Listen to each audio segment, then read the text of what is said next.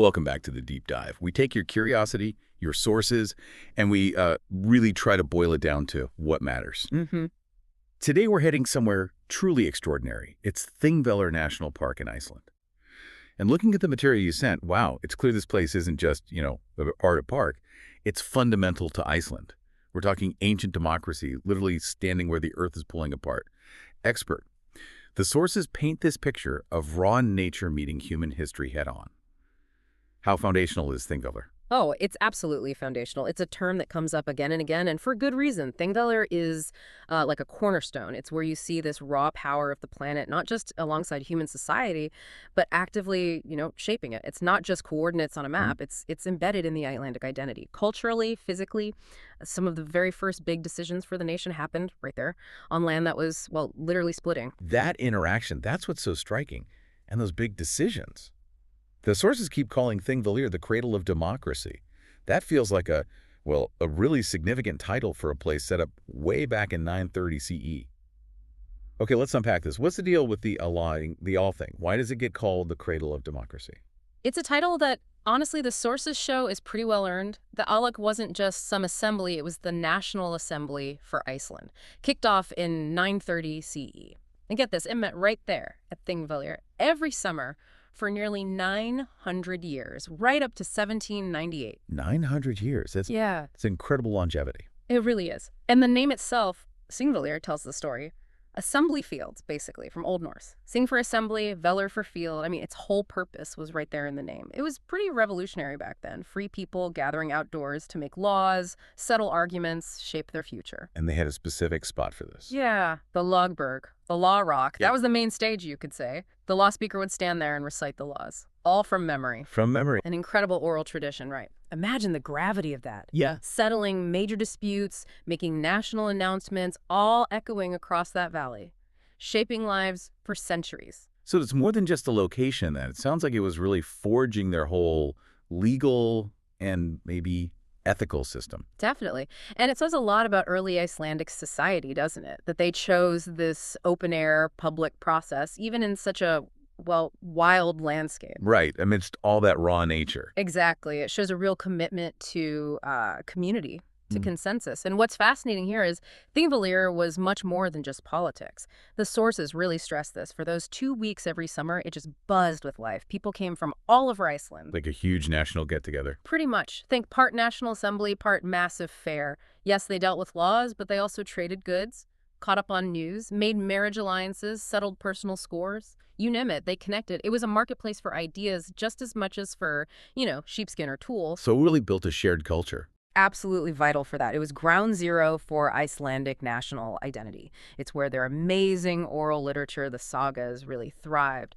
Recited, shared, maybe even composed there. And it helped standardize the Icelandic language, too, having everyone together like that. I see. The memory of those gatherings was so powerful, so ingrained, that fast forward centuries later, during the independence movements in the 19th and 20th centuries, Þingvellir became this potent symbol. It anchored their whole campaign for self-rule in that shared history, a physical link back to when they first governed themselves. It's amazing. The place so key to human law, human culture, but also, as you said, literally being torn apart by geology. The ground they were making laws on tells this whole other story of continents moving. You mentioned raw natural power.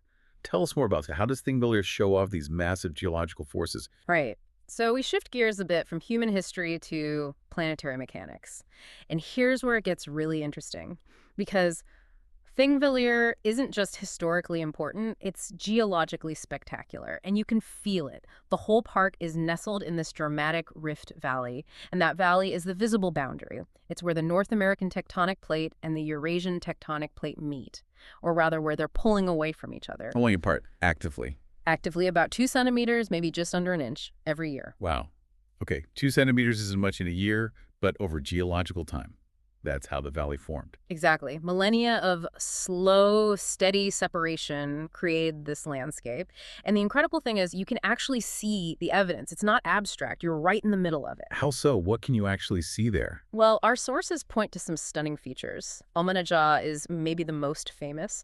It's this huge fissure, like a canyon wall, really. It's a direct scar from the plates diverging. When you walk through Almannagjá, you are quite literally walking in the gap between continents. That's mind-blowing, walking between continents. It gives you this real sense of awe, a deep connection to just how dynamic the Earth is. There aren't many places you can experience that so directly. And it's not all massive canyons, is it? I think the sources mentioned some smaller, maybe more specific spots within the rift. That's right.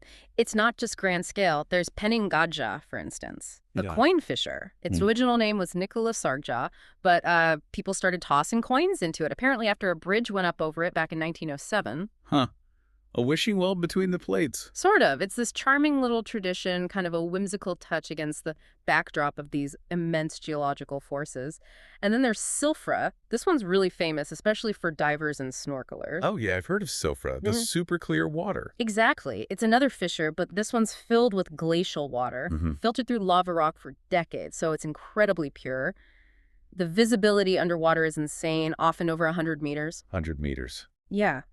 And when you're down there, floating in this crystal clear water, you are physically suspended between the North American and Eurasian plates. That sounds unbelievable. Floating between worlds, almost. It really is a tangible connection to the planet's plumbing, you might say. Mm. So if we connect this to the bigger picture, Þingvellir isn't static, it's alive. It's geology happening right now, offering this rare window into Earth's process. It was taking. Okay, so you've got this potent mix, ancient democracy being forged, continents physically splitting apart. It makes sense that this place would be just drenched in folklore, in local stories, nature and culture feeding each other. The sources mention some fascinating tales, right? Oh, absolutely. The landscape itself feels like it holds stories. There's a really charming one about Ixararfoss waterfall, a beautiful spot there. The legend says that at midnight, exactly on New Year's Eve, the water, it magically turns into wine. Wine. Seriously. That's wonderful. Isn't it? Just a lovely bit of magic woven into this powerful place. It shows that connection, people seeing wonder in their environment. It gives the place soul, those kinds of stories, finding magic. But like any place with such a long, deep history, I imagine there are darker stories too, ones that are maybe harder to hear. Yes, and it's important we look at those too, objectively, as part of Þingvallir's full story. Our sources do document some of the more somber aspects, like Drekkingarlilur, the drowning pool. Drowning pool, that sounds grim. It is. Historically, this pool was used for executions, specifically for women accused of certain crimes, like infanticide. Drowning was the method. It was part of a broader system of justice back then that could be incredibly harsh. Punishments also included beheading or hanging for men for various offenses. The very stark contrast to the idea of a cradle of democracy. It is. It's a reminder that even foundational places have complex, sometimes brutal histories. Today, there are memorial markers there, solemn reminders of those past practices. This raises an important question about how societies defined and enforced justice over time. These darker narratives, alongside the folklore, they get embedded deep into a place's identity. They fueled sagas, poems, too, shaping how Iceland understood its own past, its evolution towards, well, different ideas of justice. Right. You have to take it all in. The enchanting stories, like the waterfall turning to wine, and the incredibly sobering history of a place like Drekkingarlur. It just adds layers, doesn't it? Deepens the sense of Þingvallir's profound and, complex character. Holds so much human experience, so much natural power. Light and shadow. Okay. So what does this all mean? We've journeyed through Þingvellir, looked at it through the lens of these sources. We've seen it's not just a park, it's the birthplace of this incredibly old democracy.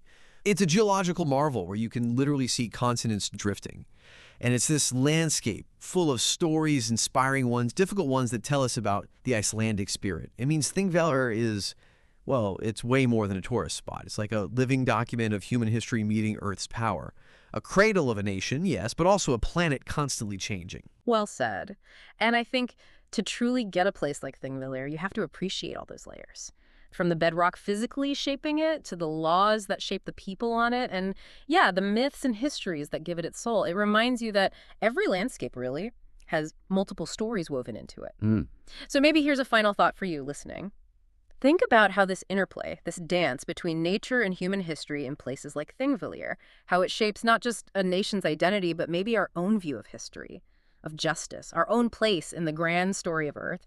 What stories, geological, historical, personal, might be hidden just under the surface right where you live?